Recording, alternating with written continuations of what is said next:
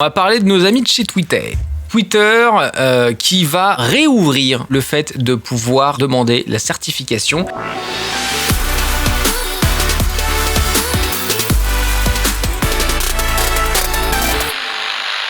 Ça va se passer exactement comme avant. Donc pour rappel, avant l'époque où moi j'avais eu mon badge certifié sur Twitter, il y avait un formulaire, tu le remplissais et si t'étais une personnalité publique, il jugeait de est-ce que ça valait le coup de te le filer ou pas. Je regardais vos messages en chat. En sachant que quand t'étais journaliste, c'était hyper simple de l'avoir. Genre si t'avais ta carte de presse, même avec 2 followers, ils te filaient la certif. Et ils ont arrêté les certifs pendant 3 ans. Moi j'ai eu ma certification Twitter, je crois, moins d'un mois avant qu'ils ferment le truc. Donc je suis un des derniers à avoir été certifié sur Twitter avant la fin du délire. Là, ils vont le rouvrir, ça va se passer exactement pareil. Il y aura un formulaire et ils nous disent quel genre de personnes pourront demander une certification. Donc, les sociétés, les non-profits, les gens qui sont dans les médias, le divertissement, le sport, des activistes, bref, des gens qui sont référents dans un domaine, quel qu'il soit, des gens ou des entités, bon, pourquoi pas. Et ils expliquent un petit peu comment ils vont faire appliquer les règles, puisqu'ils avaient des problèmes avec la certification. Le gros problème qu'ils avaient eu avec la certification à l'époque, c'est que les gens en fait avaient pris la certification comme une approbation. Et c'est devenu un peu ça la certification. La certification à la base, ça veut juste dire la personne dont tu vois le compte là, c'est bien lui. On a vérifié son identité. Mais ouais, donc ils vont un petit peu durcir les règles sur qui va être certifié. Et surtout, moi ce que je trouvais intéressant, c'est que en 2021, ils vont changer aussi la façon dont marche la certification sur Twitter. Pas en la supprimant, mais en ajoutant d'autres façons de certifier les gens. Et ils ont pas du tout dit que c'était. Ils ont juste précisé, il y aura différents types de comptes Twitter et de labels. Donc on peut imaginer à venir d'autres labels que certifiés et d'autres types de comptes, peut-être des types de comptes marques, je sais pas. Et je voulais juste discuter avec vous de 2 choses. Moi j'ai 2 questions et 2 discussions à avoir avec vous autour de ça. La première, c'est pour vous aujourd'hui, ça veut dire quoi la certification? Quand vous voyez que quelqu'un est certifié, qu'est-ce que vous pensez? Même les choses les plus bêtes, qu'est-ce qui vous vient en tête? Ça veut dire quoi en fait dans le contrat social? Qu'est-ce que ça veut dire entre nous quand on parle à des gens certifiés, quand machin? Qu'est-ce que ça veut dire? Est-ce que ça veut dire que c'est quelqu'un qui est validé? Qu'est-ce que ça veut dire pour vous?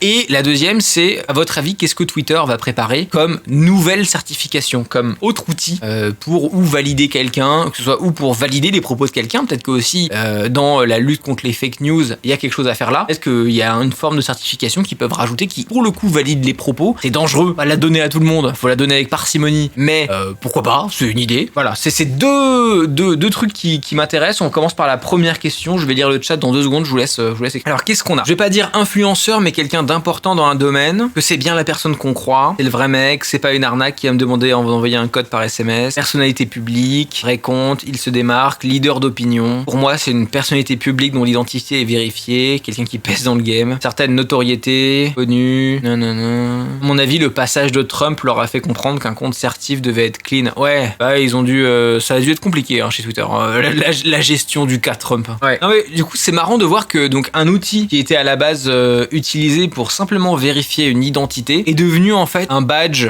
honorifique très rapidement d'ailleurs. Et c'est encore le cas aujourd'hui. Encore aujourd'hui, même nous dans notre métier, dans nos relations avec les marques, c'est un petit plus d'être vérifié. Ça fait pas tout évidemment, mais on va pas se le cacher. Le fait d'avoir le petit badge de certif sur Twitter, ça nous a pas mal aidé dans des relations avec des marques, avec des potentiels partenaires et tout. Le fait d'être certif, bah ça fait genre ah oui, lui il est certif, donc le réseau a validé le fait que on sait pas, mais en tout cas il est certif quoi, tu vois. Et je trouve ça intéressant en fait cette idée d'avoir plusieurs badges, d'avoir différents types de comptes, différents types de labels pour justement pas avoir ce truc. Comme c'était le seul, le badge vérifié, et qu'en plus les autres réseaux l'ont volé, qu'à la base Twitter c'était les seuls qui avaient un badge vérifié et tous les autres réseaux sont mis à avoir des badges vérifiés. En fait, être certifié c'est devenu le truc de ah ouais t'as percé sur tous les réseaux sociaux. Faudra un badge journaliste, marque, influenceur, etc. Ouais, why not hein. Moi j'ai le badge de certif sur copain d'avant. Alors celui-là il est stylé. Je vais pas te mentir, celui-là il est stylé frérot. Hein. Garde-le. Ouais non moi j'ai l'assertif sur quoi j'ai l'assertif?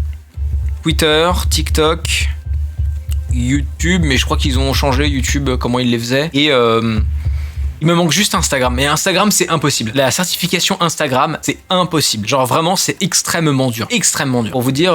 et pour vous dire d'ailleurs, à votre avis, ça va vous faire marrer. À votre avis, pourquoi est-ce que Twitter m'a filé une certif? Genre, si vous pouvez deviner dans mes activités et dans ce que je fais, un truc qui a été... qui a changé le fait que Twitter me file la certif ou pas. Ça va vous faire marrer. Que vraiment, c'est vraiment pas le truc le plus important que j'ai fait de ma vie, quoi. On va voir le chat. C'est ton tuto ASMR, c'est vieux, ça. Non, en fait, je vois que les gens ont pas trouvé. En gros, c'est vraiment bête. Hein. Je crois que d'ailleurs, je peux vous montrer. Ouais, je peux vous montrer, attendez.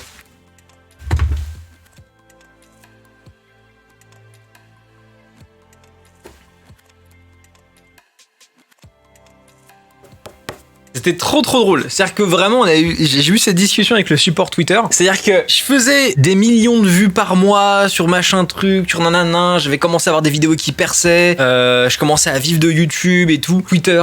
Ils m'ont regardé, ils m'ont dit écoute-moi bien frérot, on s'en bat les couilles. Ok. Par contre, j'étais là genre, excusez-moi mais j'ai écrit un livre. Et ils ont fait ah pardon, vous êtes auteur. Et voilà. Et tout d'un coup, la discussion a changé. C'est fou. Alors que, en gros, bon, il s'est, pour être honnête, il s'est pas mal vendu. D'ailleurs, il est toujours disponible en Fnac et sur Amazon si ça vous intéresse. Mais ce qui est très drôle, c'est que vraiment, tout d'un coup, j'étais auteur. Et ça, par contre, dans le processus de certification, ça me dérange. En fait, ça me dérange que des gens qui sont internet only ne puissent pas être certifiés. Alors, tout d'un coup, parce que t'as écrit un livre, alors ce que tu fais est plus intéressant. Je trouve ça un peu bête. Alors, c'est con parce que j'ai écrit un livre, donc je pourrais m'en servir et vous dire que je suis plus intéressant que tout le monde. D'ailleurs, je suis plus intéressant que tout le monde. Donnez-moi vos subs et abonnez-vous à Hardis TV. Mais ce que je veux dire, c'est que, tu vois, concrètement, ce qu'il y a là-dedans, c'est ce que j'ai balancé comme info dans genre 50 vidéos YouTube. Donc pourquoi est-ce que mon travail sur YouTube, aux yeux de la plateforme, qui est une plateforme internet en plus, serait moins important que ça dans un rayon de la Fnac? Alors, je m'en plains pas, je suis très content d'avoir eu cette opportunité, je suis très content de l'avoir écrit, il est toujours à jour, et c'est stylé de voir ta gueule à la Fnac et tout, avec le bouquin et tout, c'est cool, je vais pas vous mentir, c'était une expérience super.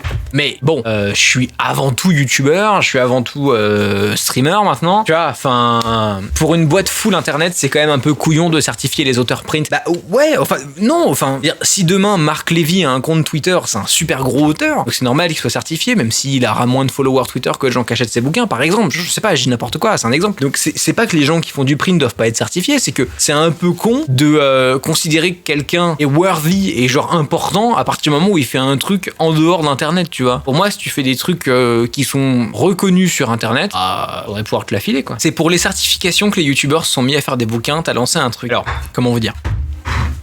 En fait, j'ai eu des discussions avec pas mal de gens où le bouquin n'a pas été écrit pour ça, mais ils étaient parfaitement au courant de cette histoire. Tout le monde est au courant de cette histoire, que c'est plus facile de se faire certifier sur les plateformes quand t'as fait des produits en dehors de ce que tu fais sur internet.